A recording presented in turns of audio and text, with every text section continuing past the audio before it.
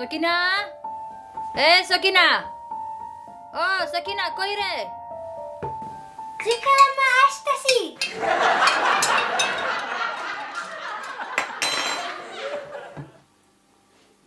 একটা শরবত বানাতে এতক্ষণ লাগে তোর? কি করতেছিস ওখানে?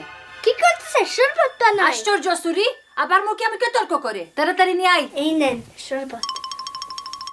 আর এই না তোর ইফতার, কিচেনে গিয়ে খা। আশ্চর্য, কি সমস্যা? আমাদের সাথেই বসুক না কেন? বাচ্চারা সারাদিন রোজা রাখছে। শুনো শুনো, একবারে মাথায় উঠে বসবে। আচ্ছা, আমরা এখন কি করতেছি? রোজা রাখছি, ইফতার করতেছি। হ্যাঁ, কিন্তু কার জন্য? এটা কি ধরনের প্রশ্ন? অবশ্যই আল্লাহর জন্য। তাহলে একটা কথা বলি, আল্লাহর জন্যই যদি করতে হয়, মানুষের সাথে ভালো আচরণ করো।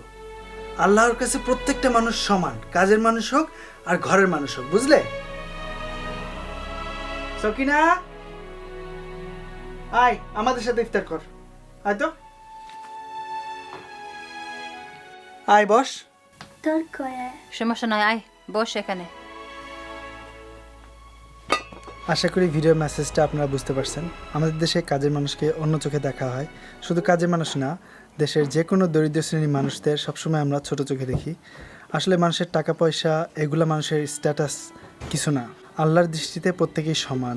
সুতরাং আমাদের উচিত হবে মানুষকে সমান চোখে দেখা। সে কাজের মানুষ হোক অথবা একটা দরিদ্র শ্রেণীর মানুষ হোক, তার সাথে যখন আমরা কথা বলবো কিংবা তাদের সাথে যখন আমরা উঠা বসা করবো, ঠিক সেইভাবেই করব যেভাবে আমরা আমাদের আরেকজন ব্যক্তি, সে ধনী হোক অথবা বন্ধু অথবা ফ্যামিলির মানুষ হোক, তাদের সাথে আমরা যেভাবে কথা বলি বা উঠা বসা করি সেভাবেই করার চেষ্টা করব ইনশাল্লাহ। তার দ্বারা কী হবে, তারাও একটা ভালো আচরণ শিখবে এবং দেখা গেছে যে আমাদের পুরো সোসাইটিটাই একটা সুন্দর সোসাইটিতে পরিণত হবে ইনশাল্লাহ।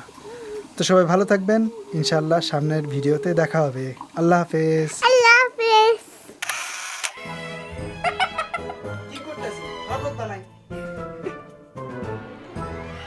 কি করতেছে?